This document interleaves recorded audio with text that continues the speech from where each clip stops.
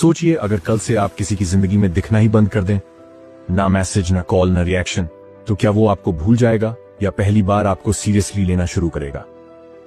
अभी हम बात करेंगे साइलेंट ट्रीटमेंट की, लेकिन ध्यान दीजिए, ये वीडियो इग्नोर करने पर नहीं है।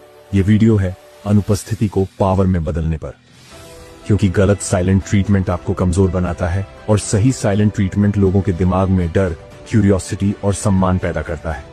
और अंत में मैं आपको वो एक लाइन बताऊंगा जिससे लोग खुद आपके पास वापस आने को मजबूर हो जाते हैं, बिना आप कुछ मांगे। इंसान की सबसे बड़ी कमजोरी क्या है? दर्द, डर, अकेलापन नहीं। इंसान की सबसे बड़ी कमजोरी है अनिश्चितता।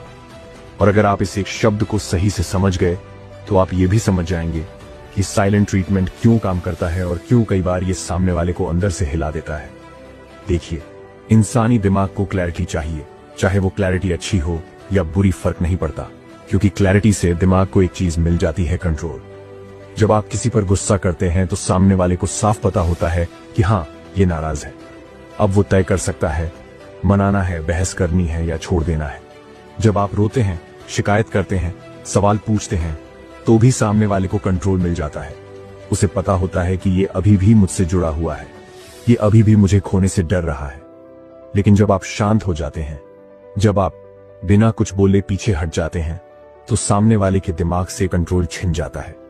और यही वो जगह है जहां इंसान सबसे ज्यादा असहज महसूस करता है। अब जरा ध्यान से समझिए, जब आप चुप होते हैं तो सामने वाला सवालों के जाल में फंस जाता है। वो सोचता है, ये चुप क्यों है? मैंने कुछ ज्यादा बोल दिया क्या? या इससे अब मेरी परवाह ही नहीं?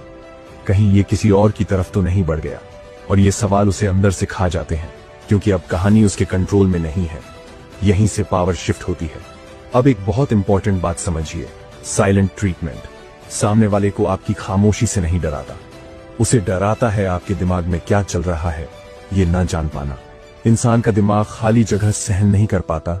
जहां जानकारी नहीं होती वहां वो खुद डर भर देता है, और अक्सर वो डर हकीकत से कहीं ज्यादा खतरनाक होता है।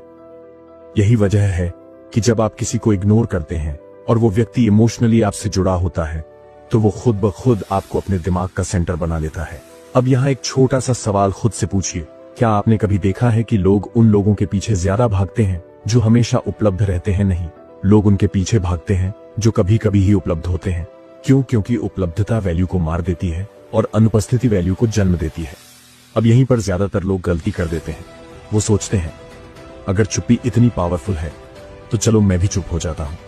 लेकिन यहीं से साइलेंट ट्रीटमेंट का गलत इस्तेमाल शुरू होता है, और यहीं से कहानी डार्क